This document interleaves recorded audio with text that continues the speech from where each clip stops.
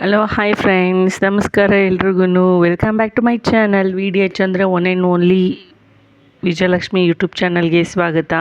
Friends, ಇವತ್ತು ನಾವು ಹೊರಗಡೆ ಹೋಗ್ತಾ ಇದ್ದೀವಿ. ಎಲ್ಲಿ ಅಂತ ಅಂದರೆ ಒಂದು ಶಕ್ತಿಯುತವಾದಂತಹ ಶ್ರೀ ಬೈಲಾಂಜನೇಯ ಸ್ವಾಮಿ ದೇವಸ್ಥಾನಕ್ಕೆ. ಫ್ರೆಂಡ್ಸ್, ಇದು ಬಂದು ಎಲ್ಲಿದೆ ಅಂತ ಅಂದರೆ ನಿಯರ್ ಬೈ ಶಿವಗಂಗೆ ಹತ್ರ ಸಿಗೋವಂಥದ್ದು. ನಾವು ಬಸ್ಸಲ್ಲಿ ಹೋಗ್ತೀವಿ ಅಂತಂದರೆ ದಾಬಸ್ಪೇಟೆ ಹೋಗಿ ಅಲ್ಲಿಂದ ಲೆಫ್ಟನ್ನು ತೊಗೊಂಡ್ರೆ ಒಂದು ವೀರಸಾಗರ ಅಂತ ಹೇಳಿ ರೋಡ್ ಸಿಗುತ್ತೆ, ಎಣ್ಣೆ ಹೊಳೆ ಅಂತ ಹೇಳಿ.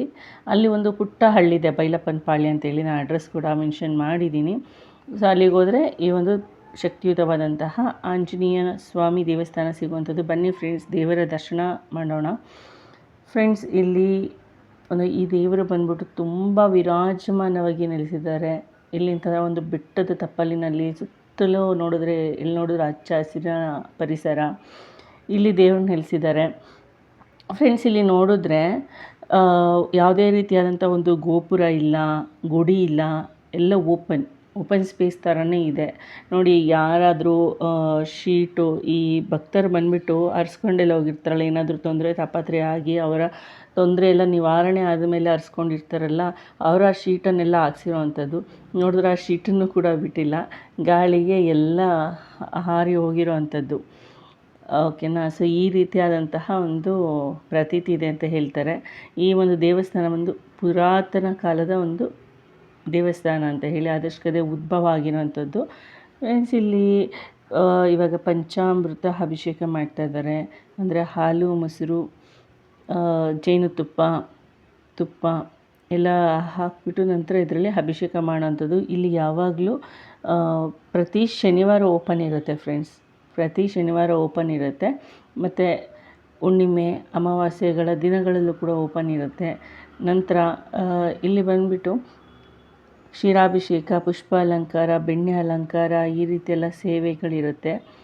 ಇಲ್ಲೇನಾದರೂ ಫ್ರೆಂಡ್ಸ್ ಯಾರಿಗಾದರೂ ಮಕ್ಕಳಾಗಿಲ್ಲ ಅಥವಾ ಇನ್ನೂ ಮದುವೆ ಆಗಿಲ್ಲ ಅಂತನೋರು ಕೂಡ ಇಲ್ಲಿ ಬಂದುಬಿಟ್ಟು 3 ವಾರ ನೀರನ್ನು ಹಾಕಿಸ್ಕೊಂಡು ಹೋಗಿ ಪ್ರದಕ್ಷಿಣೆ ಹಾಕ್ಕೊಂಡು ಹೋದರೆ ಇಲ್ಲಿ ಖಂಡಿತವಾಗಿಯೂ ಅವ್ರಿಗೆ ಒಳ್ಳೆಯದಾಗುತ್ತೆ. ಆ್ಯಂಡ್ ಅಷ್ಟೇ ಅಲ್ಲದೆ, ಯಾರಿಗಾದರೂ ದೆವ್ವ, ಗಾಳಿ ಈ ಥರದ್ದೆಲ್ಲ ಪ್ರಾಬ್ಲಮ್ ಆಗ್ತಿದೆ ಅಂತ ಅಂದರೆ ಅವರು ಕೂಡ ಇಲ್ಲಿ ಬಂದು ನಮಸ್ಕಾರ ಹಾಕ್ಕೊಂಡು ದೇವರಿಗೆ ಒಂದು ಸೇವೆನ ಸಲ್ಲಿಸಿ ಹೋದರೆ ಅವ್ರಿಗೆ ಯಾವುದೇ ರೀತಿಯಾದಂತಹ ಪ್ರಾಬ್ಲಮ್ ಆಗೋದಿಲ್ಲ. ಖಂಡಿತವಾಗಿಯೂ ಎಲ್ಲನೂ ಒಳ್ಳೆಯದಾಗುತ್ತೆ ಅಂತ ಹೇಳಿ ಇಲ್ಲಿ ಹೇಳ್ತಾರೆ.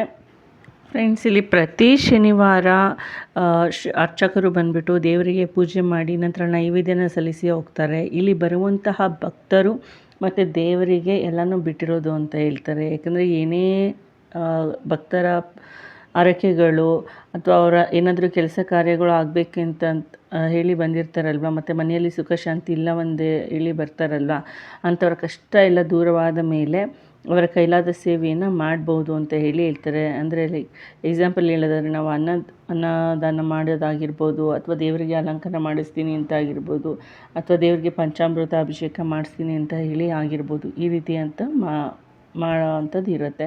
ಆ್ಯಂಡ್ ಅಲ್ಲಿ ದೇವರ ಬಗ್ಗೆ ನಾವು ಪರ್ಟಿಕ್ಯುಲರಾಗಿ ಹೇಳಬೇಕು ಅಂತಂದರೆ ಯಾವುದೇ ರೀತಿಯಾದಂತಹ ಗೋಪುರ ಎಲ್ಲ ಏನೂ ಇಲ್ಲ. ಏಕೆಂತಂದರೆ ಅಲ್ಲಿಯ ಅರ್ಚಕರ ಕನಸಲ್ಲಿ ದೇವರು ಬಂದು ಹೇಳಿರೋದು ಏನಂತ ಅಂದರೆ, ಒಂದೇ ರಾತ್ರಿಯಲ್ಲಿ ಬರೀ ಎಳನೀರು ಮತ್ತು ಹಾಲಲ್ಲಿ ಮಾತ್ರ ಸಿಮೆಂಟನ್ನು ಕಲಿಸ್ಕೊಂಡು ಒಂದೇ ದಿನದಲ್ಲಿ ಅಂದರೆ ಒಂದೇ ರಾತ್ರಿಯಲ್ಲೇ ಮಂಟಪ ಕಟ್ಟಬೇಕು ಅಂತ ಹೇಳಿ ಹೋಗಿತ್ತಂತೆ. ಅದು ಇದುವರೆಗೂ ಸಾಧ್ಯ ಆಗಿಲ್ಲ ಅಂತ ಹೇಳಿ ಹಾಗೆ ಬಿಟ್ಟಿದ್ದಾರೆ. ಬಟ್ ಮುಂದಿನ ದಿನಗಳಲ್ಲಿ ಸಾಧ್ಯ ಆದರೆ ಖಂಡಿತವಾಗಿಯೂ ಮಾಡ್ತೀನಿ ಅಂತಲೂ ಕೂಡ ಅರ್ಚಕರು ಹೇಳಿದಾರಂತೆ. ಆ್ಯಂಡ್ ಇಲ್ಲಿ ನೋಡಿದ್ರೆ ಫ್ರೆಂಡ್ಸ್ ತುಂಬ ಜನ ಇದ್ದಾರೆ. ಇಲ್ಲಿ ನೋಡಿದ್ರೆ ಈ ರೀತಿ ಹನುಮ ಜಯಂತಿ ದಿನ, ರಾಮನವಮಿ ದಿನ, ನಂತರ ಶ್ರಾವಣ ಮಾಸದಲ್ಲಿ ಸಿಕ್ಕಾಪಟ್ಟೆ ಜನ ಇರ್ತಾರೆ. ಆ್ಯಂಡ್ ತುಂಬ ಗ್ರ್ಯಾಂಡಾಗೂ ಕೂಡ ಈ ಒಂದು ದೇವಸ್ಥಾನನ ರೆಡಿಯನ್ನು ಮಾಡೋವಂಥದ್ದು ಇರುತ್ತೆ. ಆ ಒಂದು ಟೈಮ್ಗಳಲ್ಲಿ ಭಕ್ತರು ಯಾರೆಲ್ಲ ಹರ್ಸ್ಕೊತಾರಲ್ವ ಅವರೇ ಬಂದು ರೆಡಿ ಮಾಡಿರೋ ಅಂಥದ್ದಿದು ಅಂತ ಹೇಳಿದ್ದಾರೆ. ಫ್ರೆಂಡ್ಸ್, ಭಗವಂತನ ಮೇಲೆ ನಂಬಿಕೆ ಇಡಬೇಕು. ನಂಬಿಕೆ ಅನ್ನೋದು ಇದ್ದರೆ ನೀವು ಅಂದ್ಕೊಂಡಿರೋ ಕೆಲಸ 100ಕ್ಕೆ 100 ಆಗುತ್ತೆ ಫ್ರೆಂಡ್ಸ್.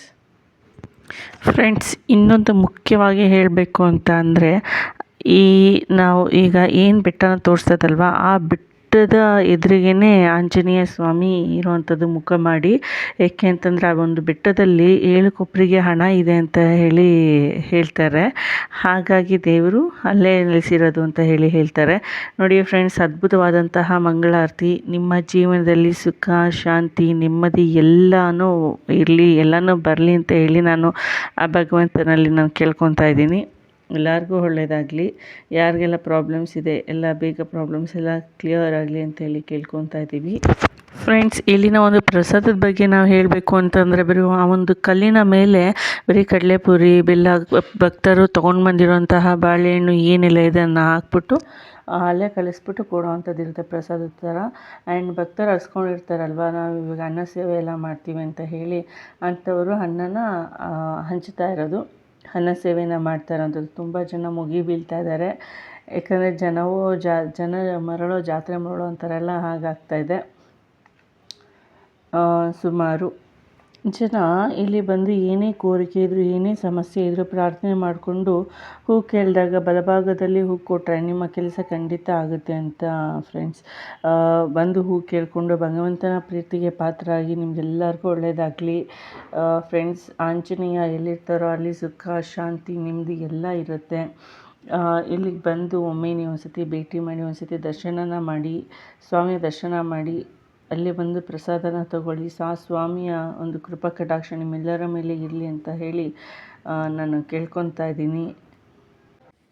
ಫ್ರೆಂಡ್ಸ್, ಮುಂದಿನ ದಿನಗಳಲ್ಲಿ ಒಂದೊಳ್ಳೆ ವ್ಲಾಗ್ನ ಜೊತೆ ಬರ್ತೀನಿ ಅಂತ ಹೇಳ್ತಾ ಫ್ರೆಂಡ್ಸ್, ಈ ವಿಡಿಯೋ ನಿಮ್ಗೆ ಇಷ್ಟ ಆಗಿದರೆ ದಯವಿಟ್ಟು ಒಂದು ಲೈಕ್ ಮಾಡಿ, ಶೇರ್ ಮಾಡಿ, ಕಮೆಂಟ್ ಮಾಡಿ ಆ್ಯಂಡ್ ಸಬ್ಸ್ಕ್ರೈಬ್ ಮಾಡೋದನ್ನು ಮಿಸ್ ಮಾಡಬೇಡಿ, ಮರಿಬೇಡಿ.